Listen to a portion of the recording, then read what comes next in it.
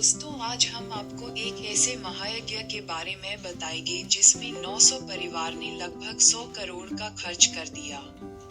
कुछ लोग इससे झूठ समझ रहे होंगे, तो यह वीडियो खास तौर पर उन्हीं लोगों के लिए है। आज मैं आप सबको गुड़गांव से रोहड़ू तक की अपनी यात्रा के बारे में बताऊंगा। हमने अपना सफर 31 दिसंबर की रात को शुरू किया। हमने गुड़गांव से कश्मीरी गेट तक का सफर मेट्रो से किया। हमने हुडा सिटी से येलो लाइन मेट्रो में कश्मीरी गेट तक का सफर मात्र 45 मिनट में तय किया। मेट्रो से कश्मीरी गेट की दूरी सिर्फ 5 मिनट की है। कश्मीरी गेट से हमने हिमाचल रोडवेज की बस में शिमला तक का सफर तय किया। दोस्तों, रात के सफर में हमें शिमला तक पहुंचने में सिर्फ 10 घंटे लगे। अब हम बहुत बाईसब्री से 2025 का इंतजार कर रहे हैं और हमने नए साल में प्रवेश कर लिया है। आसमान में आतिशबाजी भी शुरू हो गई है। हम सुबह लगभग 7 बजे शिमला पहुंच गए। शिमला से आगे का सफर हमने गाड़ी से किया। हिमाचल में घूमने के लिए बहुत सारी जगहें हैं, पर आज मैं सिर्फ शिमला, खरापत्थर, रोहड़ू आदि के बारे में मैं आपको बताऊंगा। इन हिल स्टेशनों के दृश्य बहुत ही मंत्रमुग्ध है। हम दोपहर में खरापत्थर पहुंचे और वहां का मनमोहक दृश्य देखा। हम बर्फ से ढकी चोटियों को भी देख सकते थे। एक लंबे अरसे के बाद हमने शांत वातावरण में असली बर्फ को महसूस किया और छुआ। हम काफी देर बर्फ में खेलते रहे और हमारा दिल खुश हो गया।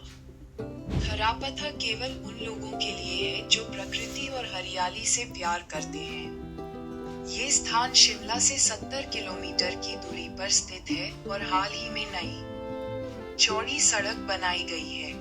ये प्रकृति प्रेमियों के लिए स्वर्ग है। यहाँ आप गिरिगंगा तक ट्रैक कर सकते हैं और कैंप में रह सकते हैं। यहाँ आप सेब के बागों में भी टहल सकते हैं। समुद्र तल से इसकी ऊंचाई 8,770 फीट है। रात में हम लोवकोटी गांव में रुके, जो रोहड़ू से केवल 10 किलोमीटर की दूरी पर है। अगले दिन हमने सुबह पंचमुखी हनुमान मंदिर गांव लोवकोटी में माथा टेककर अपनी यात्रा शुरू की। हनुमान जी का यह मंदिर काफी प्राचीन है। मूर्ति की उत्पत्ति अभी भी एक रहस्य है। अगर आपको इसके बारे में जानना है तो कमेंट में लिखें। फिर हम स्पेल घाटी के लिए रवाना हो गए। हिमाचल प्रदेश की आबादी करीब 75 लाख है। स्पाइल घाटी में हुंडा में 1 लाख से ज्यादा लोगों की भारी भीड़ उमड़ी हुई थी। करीब 900 परिवार अपने नजदीकी लोगों को इस पवित्र यज्ञ में शामिल होने के लिए 1 लाख से ज्यादा निमंत्रण दिए थे। जब हम कंसकोटी पहुंचे तो हमें पता चला यह महायज्ञ हिमाचल प्रदेश के सबसे बड़े धार्मिक समागमों में से एक है, जो 40 साल बाद मनाया जा रहा है, जिसमें राज्यों से हजारों की संख्या में लोगों के आने की उम्मीद है। एसडीएम रोहड़ू ने प्रशासन द्वारा किए गए व्यापक प्रबंधों की समीक्षा की खुद अपनी निगरानी में की। पुलिस की भागीदारी में वन वे का अस्थायी ट्रैफिक प्रबंधन स्थापित करना, चिकित्सा सहायता प्रदान करना और आयोजन के दौरान समग्र सुरक्षा सुनिश्चित करना शामिल है। प्रशासन ने ये सुनिश्चित करने के लिए एक व्यापक योजना तैयार की। मेला क्षेत्र में आने वाले लोगों की सुरक्षा और सुचारू वाहन आवागमन सुनिश्चित करने के लिए व्यापक योजना बनाई गई है। योजना में यातायात डायवर्जन तथा यज्ञ क्षेत्र में प्रवेश करने वाले सभी वाहनों के लिए पार्किंग की व्यवस्था शामिल थी। सड़क को अधिक चौड़ा किया तथा सड़क के किनारे पार्किंग की व्यवस्था की गई थी। हमें इन सब के लिए प्रशासन, कमेटी एवं स्पेल वैली के लोगों की सराहना करनी चाहिए। फूलों से लेकर प्रकाश व्यवस्था तक हर विवरण एक जादुई माहौल बनाने में योगदान देता है। घरों को नई दुल्हन की तरह सजाया गया था और हम सभी जानते हैं कि जब हमारे घर में शादी जैसे समारोह होता है तो हमें क्या तैयारियां करनी होती हैं। ये त्योहार भी ऐसा ही है। घरों को सजाया जाता है, भोजन के स्टॉल उपलब्ध होते हैं, रात के लिए डीजे, अनियमित बिजली के लिए जनरेटर और खाने पीने का पूरा प्रबंध था। आप पीने से आप सही समझे। महायज्ञ शुरू होने से पहले घरों का निर्माण, नवीनीकरण या पेंटिंग जैसे लंबित कार्य पूरे कर लिए गए थे। इसके लिए प्रति घर औसत बजट 5 लाख से 10 लाख रुपए के आसपास था। इसमें आमतौर पर बुनियादी डीजे, जनरेटर, खानपान, मांसाहारी भोजन, शराब और न्यूनतम सजावट शामिल थी। स्मेल के पर्वत सिंह जी ने 33 लाख सिर्फ मेहमान नवाजी में खर्च किया है। हम लोग बुटारा में अपनी बहन के घर में रुके थे। रात के डिनर के बाद हमने पहाड़ी नाटी का मजा भी लिया।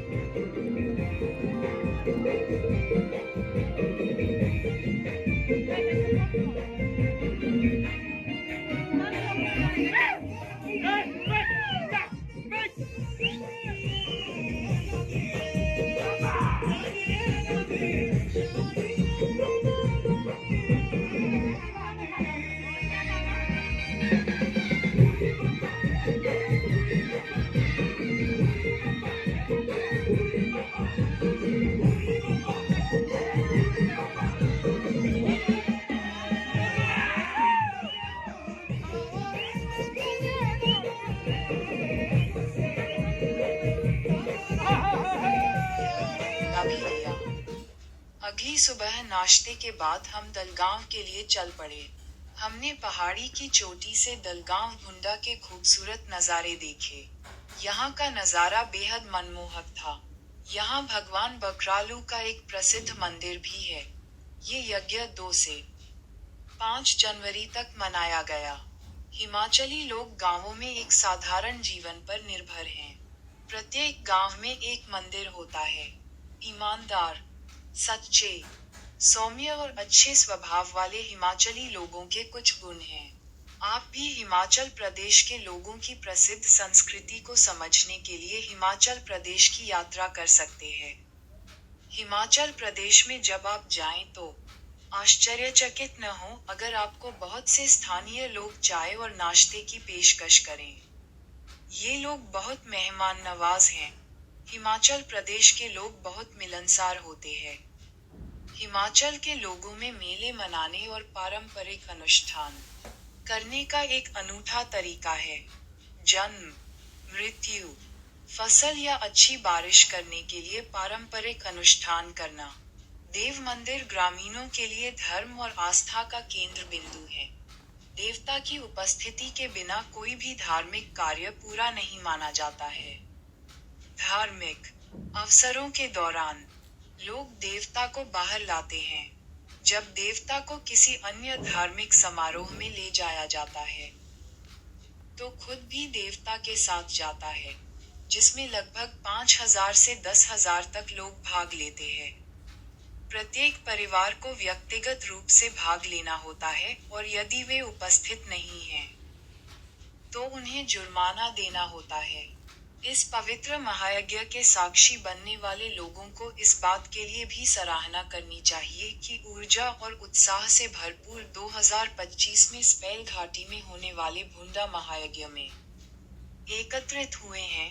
यह एक विशाल आध्यात्मिक आयोजन बनने जा रहा है, जिसमें हिमाचल प्रदेश के चारों ओर से 100,000 से अधिक लोगों ने भाग लिया।